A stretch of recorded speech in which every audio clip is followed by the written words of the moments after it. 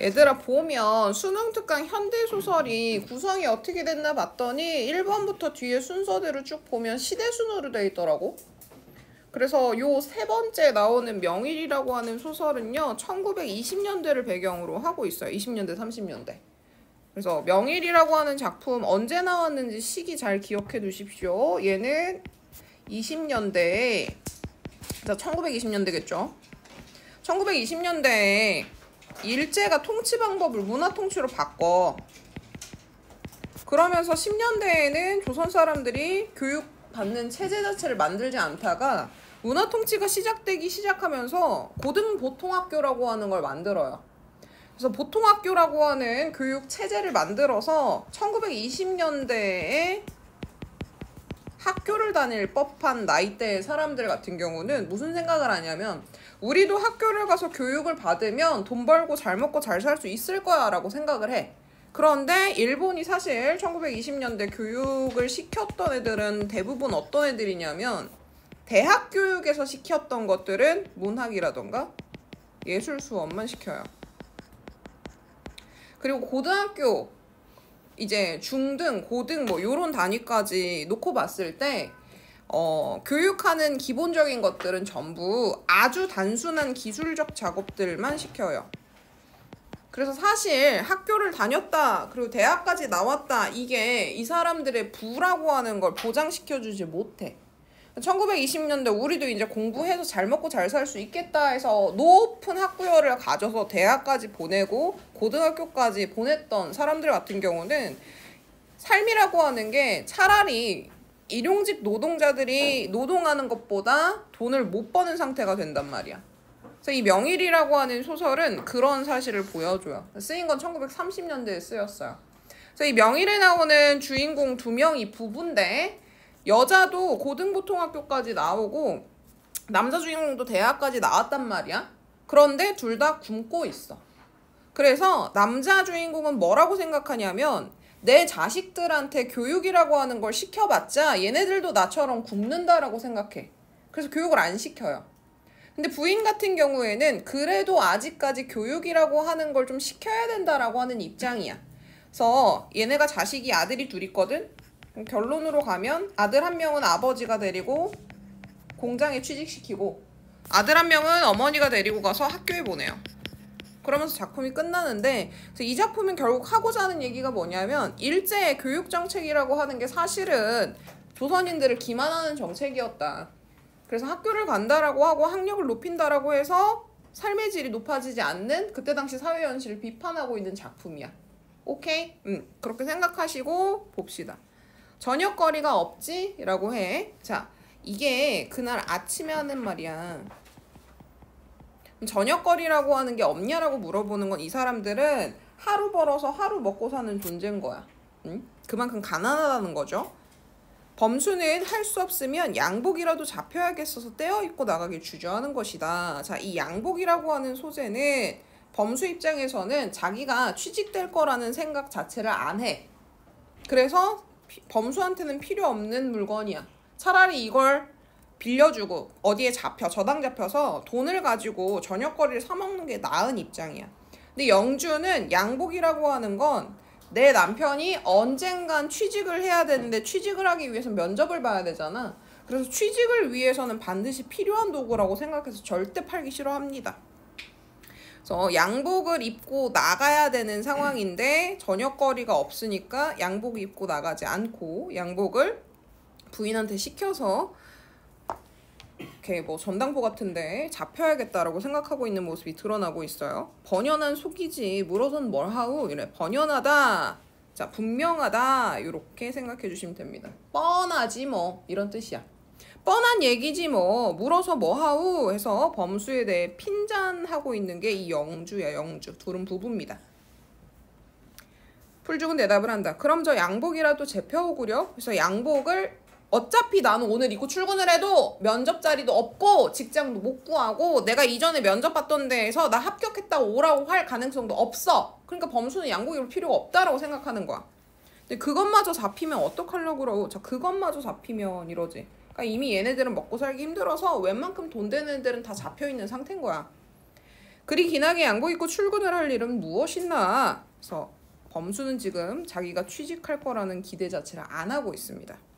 영주는 그래도 느긋한 희망을 가지고 있었다. 보면 이 작품 같은 경우는 주어가 전부 상임인칭으로 등장하고 있죠. 근데 여기 영주의 속마음이 이렇게 직접적으로 제시가 되고 있어요. 3인칭 전지적 작가 시점입니다. 3인칭 전지적 작가 시점이고요. 그때그때 이렇게 영주나 범수의 속마음을 작가가 직접적으로 드러내주는 장면들이 나오니까 알아두십시오. 남편이 몇 군데 이력서를 보내뒀으나 그런 데서 갑자기 오라는 기별이 올지도 모르는 터에, 자, 남편이 범수를 얘기하는 거죠. 그래서 영주랑 범수가 부부 사이구나, 이 호칭을 통해서 알 수 있어요. 자, 영주는 뭐라고 생각하냐면 남편은 이력서를 보내놨기 때문에 언제든지 갑자기 출근할 수 있을 거야 라고 생각해. 아직까지 이렇게 취직에 대한 희망이라고 하는 걸 버리지 않았죠. 여기 이 느긋한 희망이라는 단어가 나오는데 그거에 대한 내용이 얘야. 자, 이 영주의 희망사항이 느긋하다라고 표현해놨지. 그러니까 영주 같은 경우에는 지금 현실인식 제대로 못하고 있는 인물이야. 그리고 이 작품을 쓴 작가는 범수와 생각이 더 유사합니다. 양복을 잡혀버리면 일것된 취직도 낭패가 되고 말 것이다. 그리고 남편이 밖에 나가 있는 동안만은 행여 무슨 반가운 소식이나 가지고 돌아오나 해서 한심한 기대를 하는 터였다. 자, 반가운 소식, 느긋한 희망, 얘네들은 다 범수가 취직하는 걸 얘기해요. 근데 보면 이 한심한 기대해서 이 기대라고 하는 것도 취직에 대한 기대, 일자리를 얻을 거에 대한 기대를 얘기하는데 그걸 뭐라고 표현하냐? 한심하다라고 표현해. 아까 선생님이 작가 같은 경우 범수랑 생각이 더 같다라고 했죠. 그래서 이 취직에 대한 기대감이라고 하는 건 작가 입장에서, 범수 입장에서 봤을 때는 한심한 거야. 그래서 이 부분 같은 경우는 서술자가 자신의 의견이라고 하는 걸 드러내주고 있는 부분입니다. 그래서 요 한심한 별표 쳐주시고 서술자의 개입 드러난다. 서술자 개입 드러나는 시점은 전지적 작가 시점밖에 없죠. 그죠? 천하에 없어도 그건 안 잡혀요 해서 여기 강력하게 영주가 양복은 안 넘길 거다 거부하고 있죠. 거참 괴사스러운 성미도 다 보겠네 하고 범수는 더 우기려 하지 아니했다. 자, 첫 번째 요 장면에서는 영주랑 범수 사이에 인물과 인물 간의 갈등이 드러나지. 외적 갈등이 이야기의 주제를 끌고 오고 있어. 근데 이때 범수는 이 갈등에서 엄청나게 자기 주장을 강하게 하니? 안 해요. 그치? 근데 요 뒷장면부터는 얘네 둘이 오늘뿐만이 아니라 이전부터 계속 갈등해오던 자식 교육 문제에 대한 이야기를 하기 시작해. 근데 이 자식 교육 문제를 두고 영주랑 범수가 갈등을 일으키게 될 때 범수는 절대 자기의 뜻을 굽히지 않습니다. 오케이? 그렇기 때문에 앞에 양복 문제 그리고 범수 때가 취직이 안 된다라고 하는 건 범수는 이미 사실 별 관심 없어. 어차피 안 될 건데 와이프가 하도 난리를 쳐서 그냥 져줘. 근데 교육 문제라는 갈등으로 다시 넘어가게 되면 이 외적 갈등이라고 하는 게 끝나지 않아요. 오케이? 그래서 이 소설의 주된 갈등은 자식 교육 문제입니다. 소설에는 갈등이 여러 개가 등장할 수 있는데 그 중에서 이야기 전체를 끌고 가는 주된 갈등이라고 하는 애가 있어. 여기서는 이 자식 교육이야. 양복 문제는 범수가 졌어. 그냥 져줬어. 근데 이제 봅시다. 정말 큰일 났어. 하도 막막한 데는 죽어버리기라도 하고 싶지만 자식들 생각하면 그럴 수도 없고. 글쎄 왜 학교는 안 보내려도 이래. 이게 지금 얘네들 본격적으로 파이트하게 되는 시점입니다. 범수가 아들 2명을 학교에 보내지 않고 있어요. 그 이유는 범수 입장에서는 학교를 보내봤자 어차피 굶는다. 차라리 뭘 가르치느니 노동자가 되는 것이 낫다라고 보고 있는 거죠. 영주는 어떤 입장이냐? 우리는 이 지경이 됐으니 자식이나 잘 가르쳐야지 한다고. 영주 입장에서는 교육을 받은 게 문제가 아니고 그냥 교육받은 우리가 취직을 못한 건 운이 없다라고 생각을 해요. 범수는 사회 문제라 생각하고 영주는 아이들이 생각나자 가슴을 찢고 싶게 보풀증이 나는 것이었다. 이런 것도 전부 연주 속마음 직접 제시해주고 있죠. 범수와 영주 사이의 제일 큰 갈등은 이 아이들의 교육 문제인 것이다. 그래서 외적 갈등이 드러나고 있는데 첫 번째는 양복 문제였어. 그래서 그 부모 세대 때의 취직 문제였다가 지금은 다음 세대를 어떻게 길러낼 것이냐에 대한 문제가 주된 갈등으로 일어나고 있죠.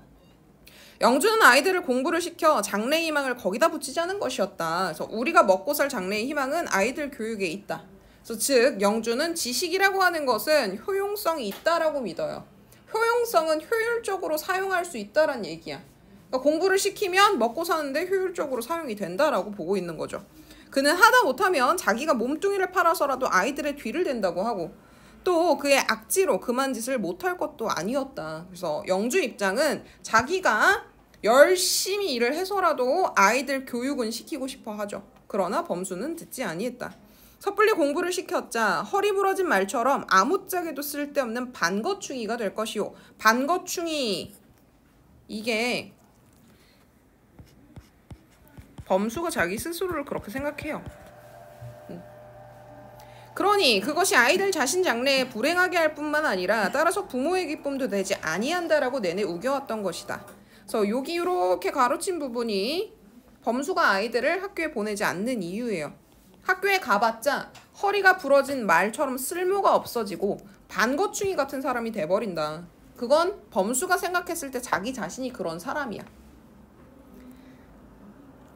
그러면서 그는 자기가 보통 학교의 교과서 같은 것을 참고해가며 산술이니 이러니 또 간단한 지리 역사니를 우선 가르치고 있었다. 그래서 보통 학교라는 단어 체크해 주시고 별표 쳐주세요. 일제강점기에만 사용되는 단어입니다. 이 보통 학교가 일제강점기 끝나고 나서 우리나라 6.25 전쟁 끝나고 나면 국민학교라고 하는 호칭으로 바뀌어요. 그래서 보통 학교 다녔다 그럼 일제강점기라고 생각하시면 돼요. 보면 교과서를 참고해서 산술, 일어, 지리, 역사 이런 거 아이들한테 가르칠 수 있는 정도의 수준은 충분히 되는 거거든. 그래서 아 범수라고 하는 인물이 지식인 계층이구나 알 수 있어요. 요거 가지고.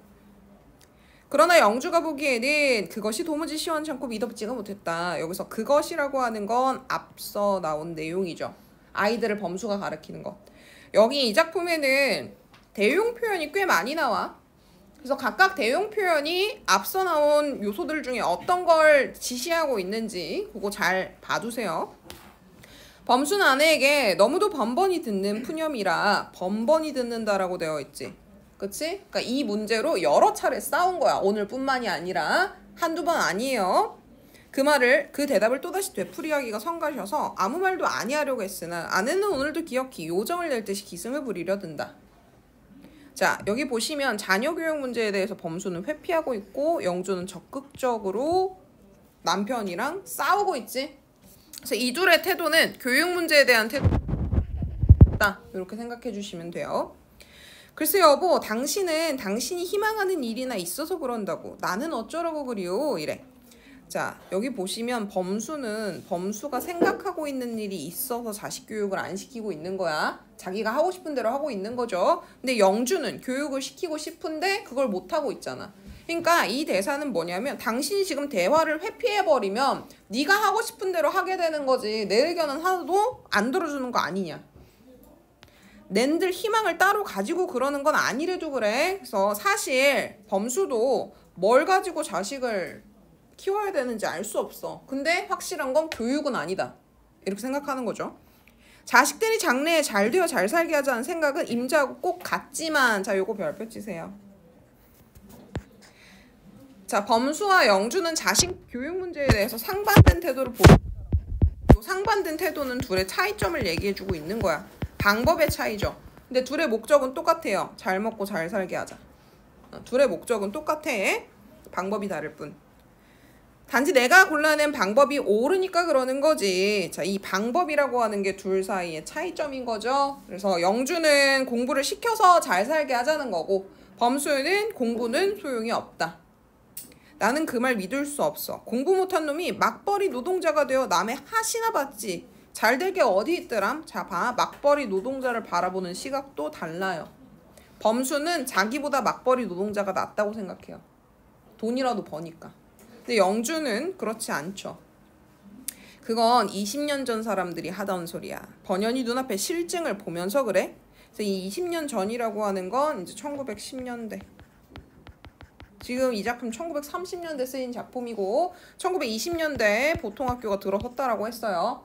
그러니까 이때 학교를 다닐 때면 이때 한 10대 정도라고 생각하시면 되겠죠. 그러니까 30년대쯤 됐으면 20대에서 30대 정도. 그래서 이건 1910년대 얘기하는 거야. 1910년대 사람들은 그렇게 얘기했지. 1920년대 초반에 학교가 들어서서 사람들이 대부분 학교를 보냈지, 자식을. 그런데 보내봤자 뭐해? 공부를 못하는, 아니 돈을 못 버는데. 무어가 실증이란 말이요. 자, 이제 뒤에 얘기가 나와. 그거 참. 여보, 임자도 여자 고보를 마쳤지. 자, 고보, 고등, 보통학교를 줄인 말입니다.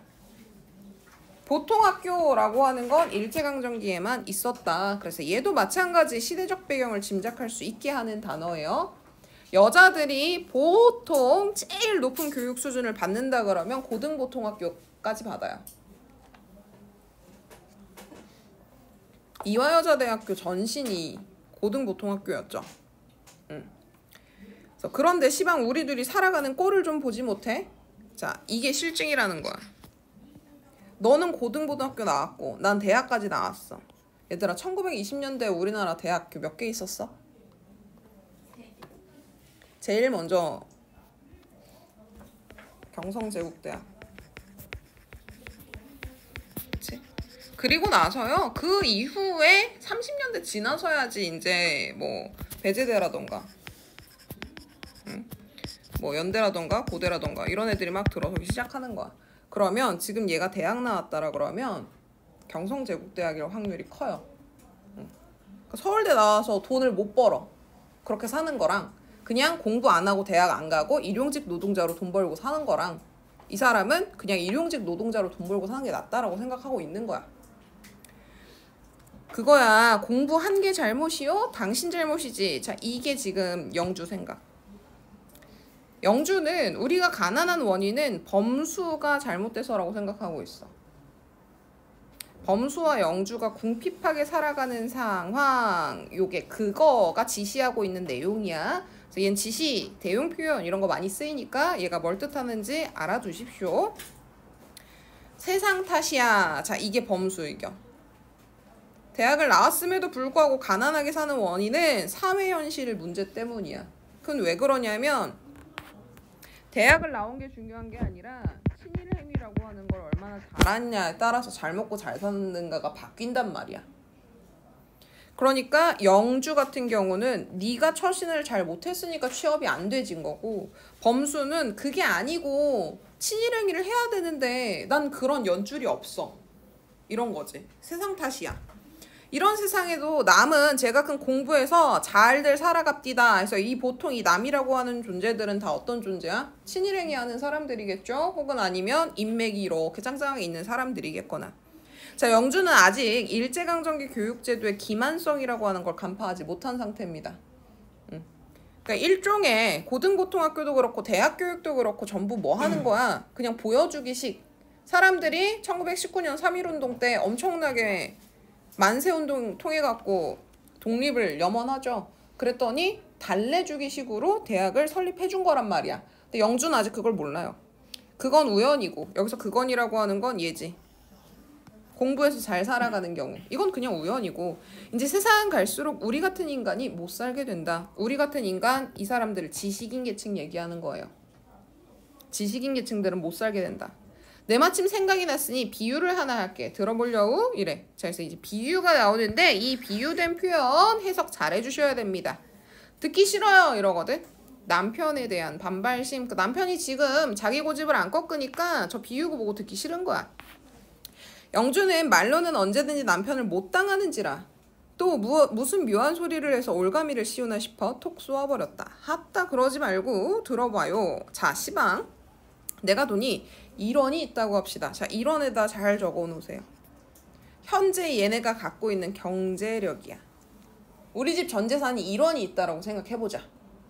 근데 그놈 돈을 어떻게 건사하기가 만만치 않거든. 지금 갖고 있는 재산이 굉장히 적지만 이걸 유지하는 것도 쉽지가 않아.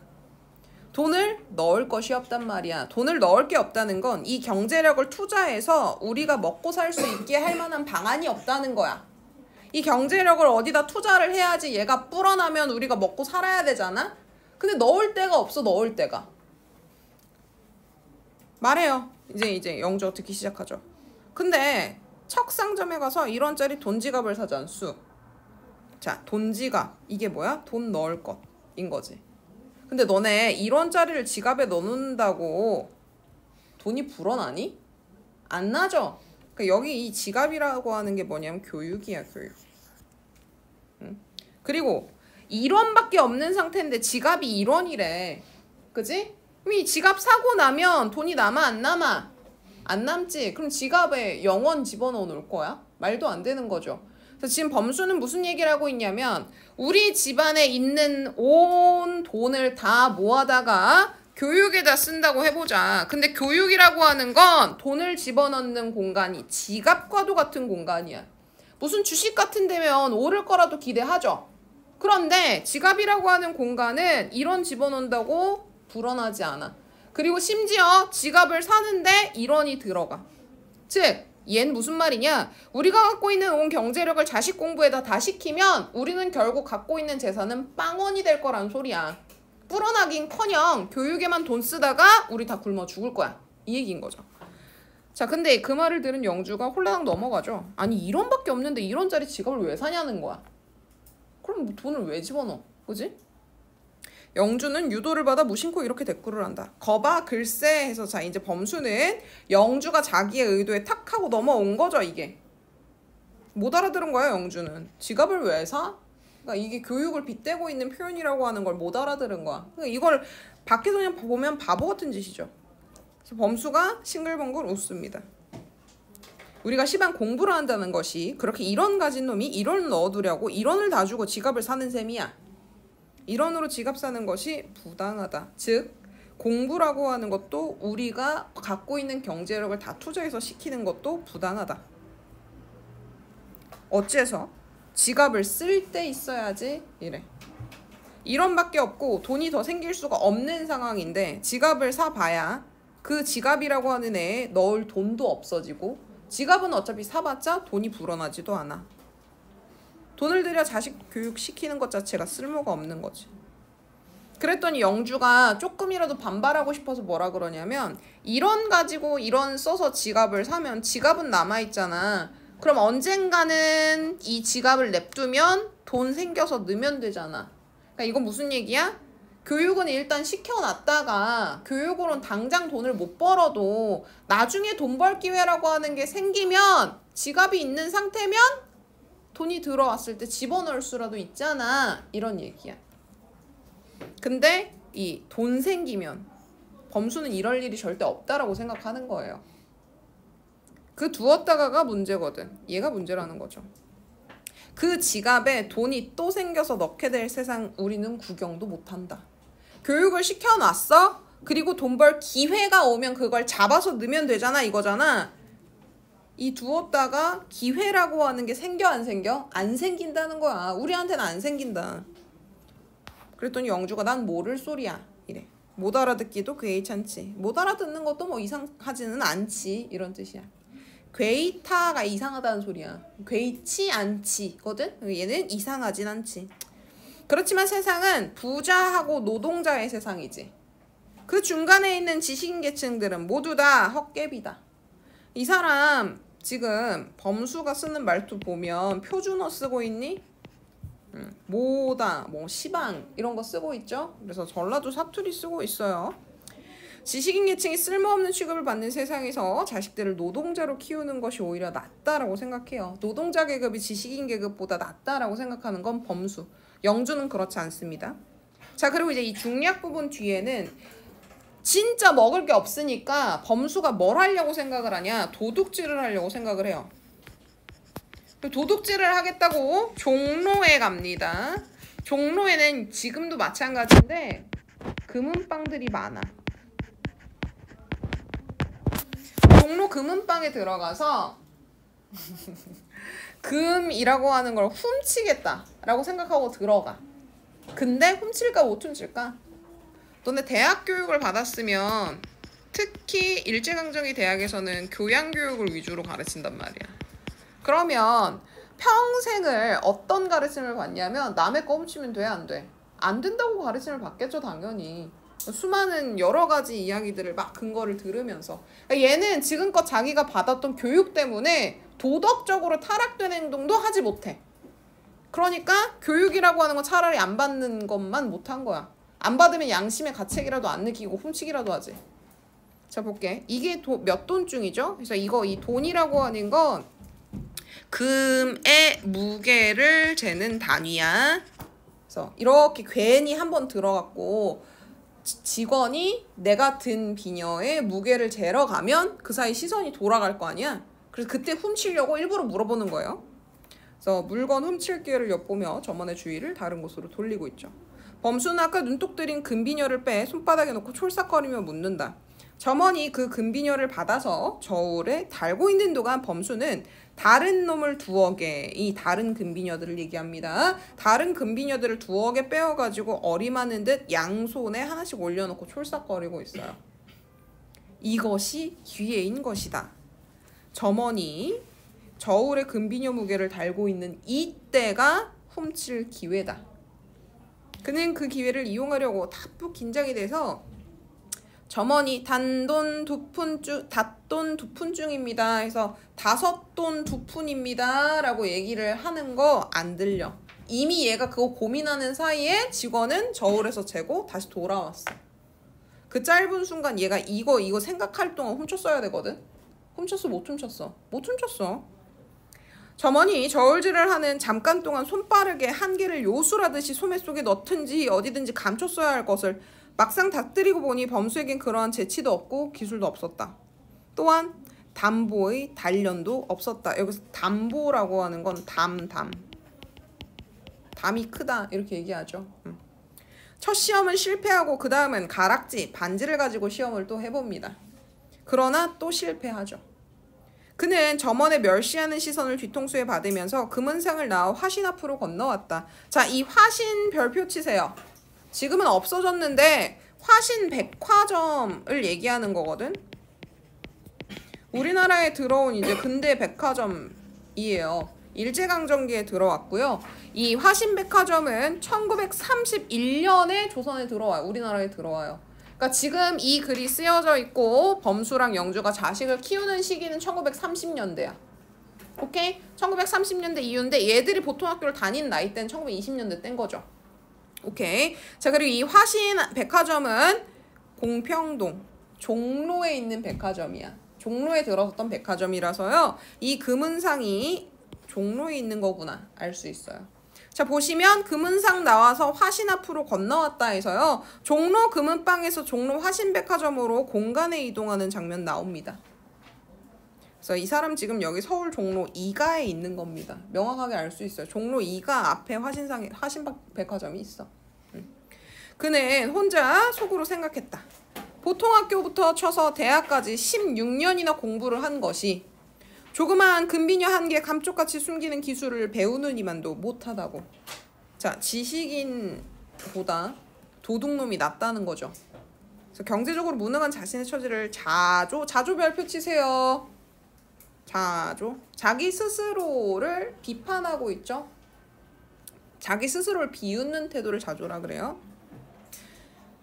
그렇다면 하고 그는 그 뒤를 생각하다 도스토옙스키 죄와벌에 라스코니콜프가 도끼를 들고 높이 들어 전당쟁이 노파를 내리치는 장면을 생각하고 오싹 등어리가 주워 눈을 감았다. 너네 죄와벌 읽었어? 읽었어? 안 읽었으면 이해 못하죠. 이 죄와벌의 주인공인데 이 사람이 가난해.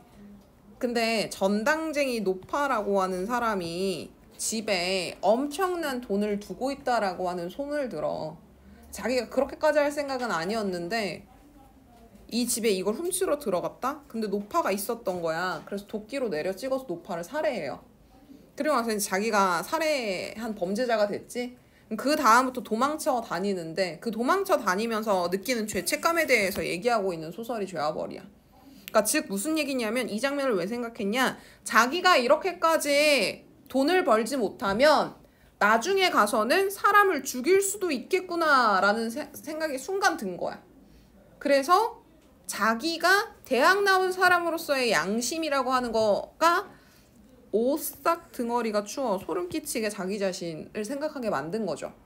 그래서 이대로 먹고 못 살면 이대로 살게 되다 보면 내가 누군가를 죽일 수도 있지 않을까? 이 생각이 순간 탁 드니까 동시에 내 내면에 있는 지식인적인 나가 깜짝 놀라서 너 이렇게까지 잔인하고 징그러운 사람이었어? 라는 생각이 드는 거야. 그래서 여기는 내적 갈등이 드러나는 구간들이야. 아까는 영주랑 범수 외적 갈등 둘이 싸웠지. 이 도둑질 후에는 내적 갈등이 심하게 나타나요. 하나는 지식인으로서의 나, 그리고 하나는 가장으로서의 나. 돈 버는 게 중요하지. 근데 양심이라고 하는 게 아직 살아있어서 이 둘이 싸운다고요. 그래서 여기는 전당쟁이 노파를 내리치는 장면을 생각하는 건 가장으로서의 내가 든 생각이야. 이러다가는 누구를 하나 죽여서라도 먹고 살아야 되지 않을까? 근데 그 순간 오싹 등어리가 추워지는 건 지식인으로서 양심이 살아있어서 그래요. 그는 허우대가 이만하고 명색이 대학까지 맞춰 소위 교양이 있다는 사람으로 도적질을 하려고 한 자기를 나무라 봤다. 자, 요거는 요 등어리가 오싹 춥게 한 지식인으로서 양심이 살아있는 나의 생각인 거지. 그래서 지식인으로서의 자존심, 윤리의식, 이것 때문에 도적질을 순간 생각했던 가장으로서 자기 자신이라고 하는 걸 질책해요. 내적 갈등이 막 드러나죠. 자존심, 그 다음에 도적질 사이 갈등이 막 나타납니다. 자, 그러나 그는 바로 자기 자신에 대해 항거를 한다. 도적질하는 게 왜 나쁘냐고. 이건 이제 가장으로서의 내가 든 생각이지. 그치? 가족들을 위해서 먹고 살기 위해서 훔쳐야 되는 게 왜 나쁘냐, 이런 생각이 확 드는데, 자, 요렇게 지식인으로서의 나가 한 생각에는 도적질하는 나가 바로 대꾸하지. 왜? 도적질이 뭐가 나빠? 먹고 살아야지. 시대가 이런데. 근데 이 생각에 대해서는 지식인으로서의 양심이 대답해줘, 못해줘? 못해줘요. 대답이 나오지 아니한다. 자, 이러고 집에 돌아갔는데 아들 두 놈이요, 두부집에서 두부를 훔쳐왔어. 그래갖고 걸렸어. 근데 그 얘기를 이제 아내가 막 하면서 얘네들이 어떻게 되려고 그러는지 모른다 막 이런 얘기를 막 할 거 아니야. 근데 범수는 그 얘기를 들으면서 무슨 생각했을까? 아들들이 나보다 낫구나 라고 생각해요. 그래서 한 명은 노동자 공장으로 데리고 가고요, 한 명은 엄마 뜻에 따라서 학교로 가게 되는 내용입니다. 봅시다. 일제강점기 무력한 지식인들의 모습, 자기 풍자가 드러나 있는 소설이다. 1920년대 이후 일제는 조선인을 포섭하기 위해서 교육을 장려했지만 조선인들은 교육의 과정에서 수많은 차별과 불평등을 경험해야 했고, 그 과정을 거쳐 고등교육까지 받은 경우에도 교육 수준에 부합하는 일자리를 구하기는 극히 어려웠다. 범수가 취직할 것이라고 하는 기대를 버리게 된 이유도 이러한 시대적 맥락에서 찾을 수 있다. 그는 대학을 졸업한 지식임에도 불구하고 오늘이 암울할 뿐만이 아니라 명일, 내일도 암울하다. 내일도 희망이 없다. 이렇게 냉소적 현실인식을 지닌 채 무기력하게 살아가는 인물이다. 한편 이러한 범수의 모습은 풍자의 대상이 되기도 한다. 자, 이 별표 쳐라. 명의를 풍자소설이라고 하는 걸로 보는 경우도 있는데, 누가 누구를 풍자하냐면 자기가 자기 스스로를 풍자하는 거예요. 자기가 자기 스스로를. 범수는 자기 스스로를 자조한다 그랬지. 그래서 대학까지 나왔으면서 이런 생각을 하고 일자리를 구하지 못하고 있는 자기 모습에 대한 풍자도 일어나고 있어요. 자, 도둑질을 하려다 실패한 자기 자신을 자조하고 도둑질을 감행하고 적발된 자식들을 보며 자식들이 자기보다 낫다라고 생각하는 이 장면, 이게 자기 풍자다. 두부 훔치다가 자식들 걸린다고 했죠? 그래서 애들이 나보다 낫다 이렇게 생각하는 것 자체가 자기 스스로에 대한 풍자가 드러나고 있는 거예요. 오케이? 자, 그리고 갈등 양상 볼게요. 범수와 영주의 외적 갈등이 드러나는 건 중략 이전의 상황입니다. 중략 이후에는 범수의 내적 갈등이 드러나요.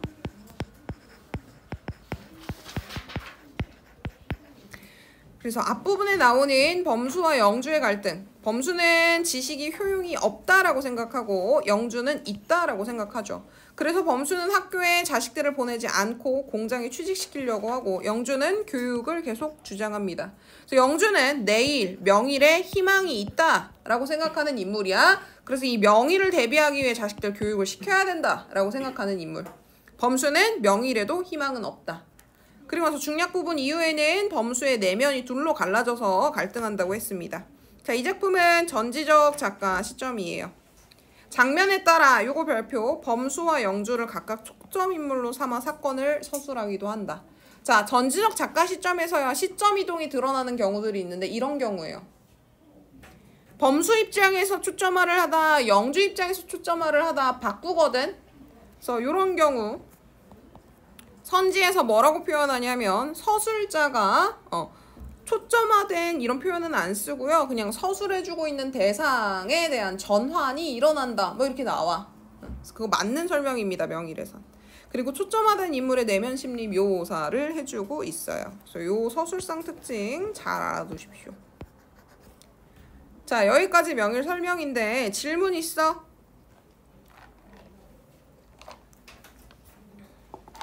자, 여기 뒤에 가서 보시면 복이 나와요.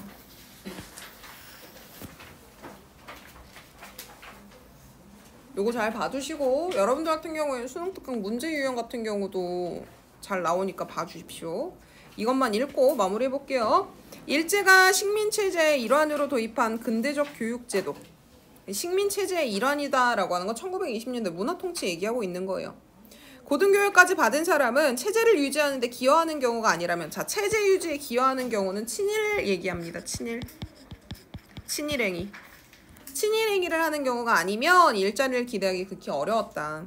이러한 상황에서 실업자로 전락한 명의의 주인공은 지식의 무용함을 인식하고 교육제도의 기만성을 간파하면서도 지식인으로서의 자존심과 윤리의식을 버리지 못하고 있는 모습 때문에 갈등한다. 이게 중략 부분 이후 갈등 내용이죠. 작가는 주인공의 이러한 모순적인 모습을 풍자합니다. 그러니까 어디가 도대체 웃겨요? 자식들이 도둑질하고 왔는데 칭찬하는 그 장면 있지? 그게 우습다라고 보는 거야. 궁극적으로는 양심 있는 지식인의 자아를 실현할 수 없게끔 하는 당대 현실에 대한 비판이다. 그래서 자기 스스로에 대한 풍자가 드러나면서 결과적으로 이 작가가 하고자 하는 말은 대학 교육을 받은 범수가 아무것도 하지 못하고 오히려 우습게 자기 어린 자식들이 도둑질하는 걸 칭찬해주고 있는 장면을 통해서 현실 비판을 해주고 있는 거예요. 오케이. 자, 여기까지 보고 쉬는 시간 갖도록 합시다.